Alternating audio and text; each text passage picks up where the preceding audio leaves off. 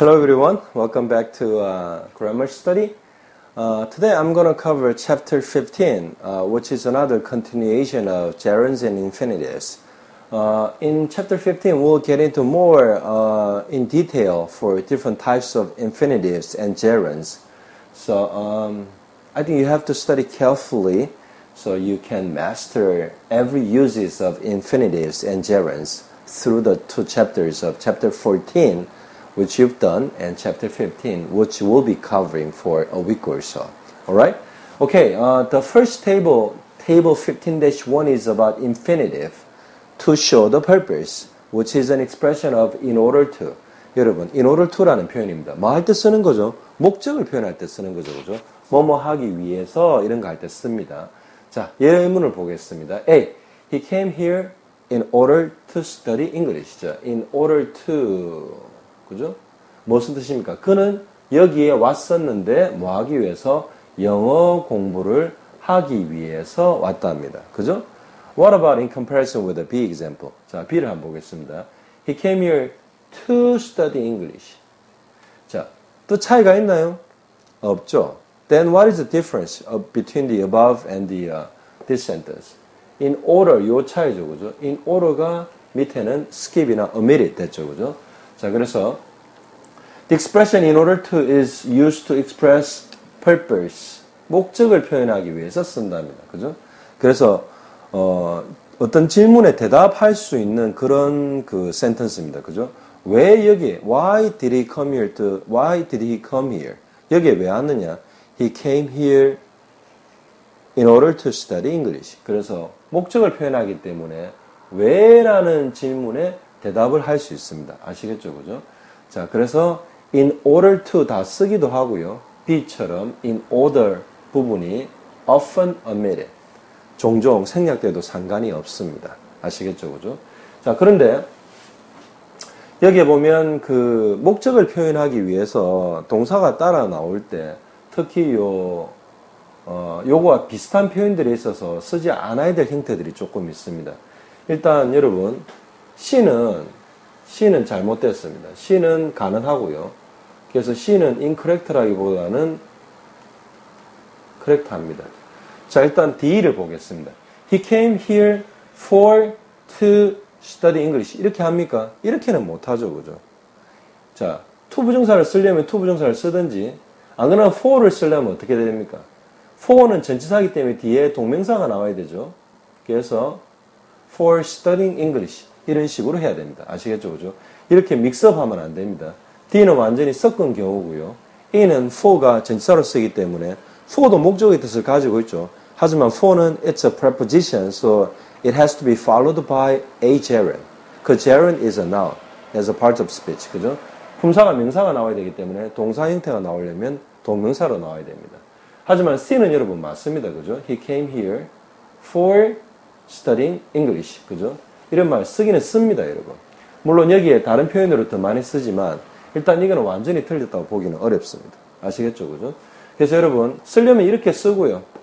안 그러면 force 이렇게 쓰면 절대 안 되고요. 그래서 he came here in order to study English, or he came here to study English, or he came here for studying English. 이렇게 하면 가능합니다. 아시겠죠? 그죠? 자, 그래서 여러분 to express purpose in order to, not for. 그래서 동사하고 쓸 때는 여러분 for 쓰지 말고요. 웬만하면 to 쓰랍니다. 아시겠죠? 그죠? 그래서 여러분 이게 안 되는 건 아닌데 될 수 있으면 to 쓰시는 게 낫습니다. 그래서 in order to study or to study. or 여러분 뭐 밑에 나옵니다. for를 쓰려면 사실은 주로 for를 쓰면 명사가 따라 나와야 됩니다. 아시겠죠? 그죠? 그래서 F 보면 I went to study for some bread. for가 purpose의 뜻이 들어있죠. 그죠? 그러면 F는 어떻게 해석해야 됩니까? 나는 그 가게에 갔었는데 빵 조금을 위해서 갔다 이 말이죠. 그죠? 명사가 나왔습니다. some bread라는. 그죠? 자, 그 대신에 동사가 나오면 어떻게 해야 되겠습니까? I went to the store to buy some bread. to가 나오면 당연히 뒤에 동사가 따라 나와야 되죠. 그죠? 그래서 이렇게 표현하면 맞습니다. 아시겠죠? 그죠?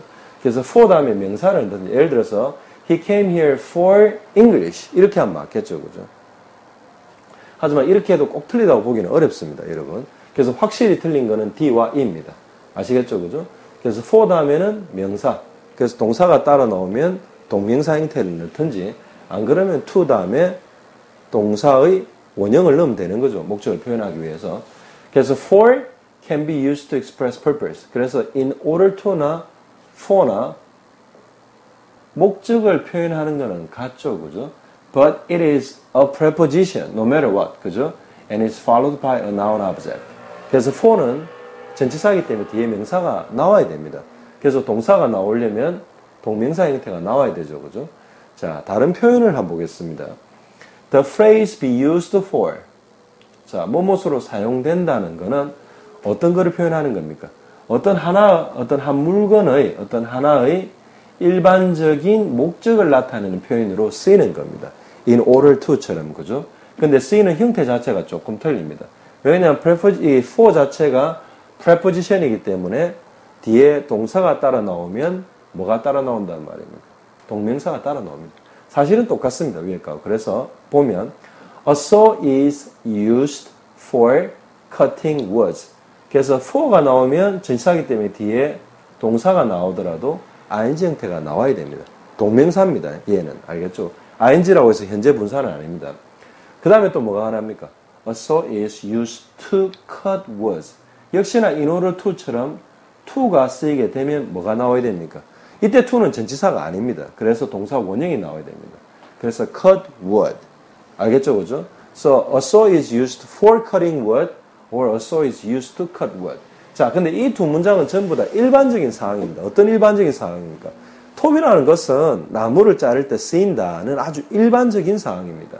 자, 밑에 보겠습니다. However, 그러나 to talk about a particular thing and a particular situation. 어떤 특정한 물건이나 특정한 상황을 설명할 때는 되려 뭘 쓰는 게 맞답니까? 이 be used to cut wood도 쓰기는 했는데 일반적으로는 is used for cutting woods 이렇게 명사가 들어갔죠. 동명사가 들어가서.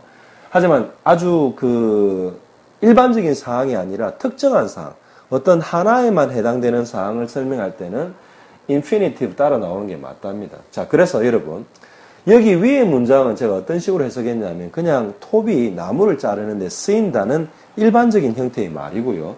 자, 예를 들어서 여기 예문을 보면 a chainsaw was used to cut down the old oak tree. 무슨 말입니까? 전기톱이 a chainsaw가 사용되었는데 뭐 하기 위해서? 그 오래된 oak tree를 갖다가 cut down 하기 위해서 쓰였다는 거죠. 그죠? 자, 그래서 이거는 그냥 체인소는 나무를 자르는데 쓰이는 게 아니라 어떤 체인소 하나가, 전기톱 하나가 그 오래된 옥트리를 자르는데 쓰였다고 특정한 경우, a particular thing or particular situation, 특정한 경우를 이야기하기 때문에 그때는 for cutting the old oak tree 이렇게 하는 게 아니라 to cut down the old oak tree 이렇게 to infinitive 쓰는 게 맞답니다. 아시겠죠? 그죠? So you shouldn't try yourself understanding everything for English grammar based on logic. 여러분 모든 거를 특히 외국어로 공부할 때 logic, 논리로 공부하려면 불가능합니다. 왜 그렇습니까? Because we happen to learn somebody else's habits of using language. 그죠? 다른 사람들이 어느 습관을 공부하는 겁니다. 그 습관이라는 건 sometimes it could be developed through the logics of language. Sometimes it could have developed by illogically. 그래서 어떤 경우는 여러분 논리적으로 언어의 어떤 일반적인 논리로 언어가 발달된 경우도 있지만 어떨 때는 아주 비논리적이지만 사회 구성원의 어떤 그런 다소의 쓰임새에 의해서 고착화 된 경우도 많기 때문에 여러분 언어를 100% 논리적으로 다른 사람의 언어를 수학 공부하듯이 이해하려는 거는 여러분 it's way too much. 알겠죠? 그죠? 무리입니다. 그래서 you should take it as the way it is as habits of somebody else's. 그죠? 다른 사람의 어떤 버릇으로 생각하고 the highest purpose for us to learn how to speak in English is to get to become able to communicate with them. 그 사람들과 영어를 쓰는 사람들과 영어를 원어로 쓰는 사람들과 소통하는 게 목적이기 때문에 그 사람들의 언어 습관을 빨리 이해하고요. 그 다음에 어떻게 해야 됩니까? 여러분들이 잘 써서 여러분들이 원하는 표현을 정확하게 표현하고 그 사람들의 표현을 정확하게 여러분들이 파악할 수 있는 게 중요합니다. 아시겠죠? 그죠? Okay, I'll continue to cover table 15-2 in next video clip. So, why don't you try the exercises in relevant with this table. So you have to try exercise 2 and exercise 4 and exercise 5. So you should check the contents in this table through exercise 2, exercise 4, and exercise 5. Okay? So I'll see you again with the next table or next video clip. Until then, so long.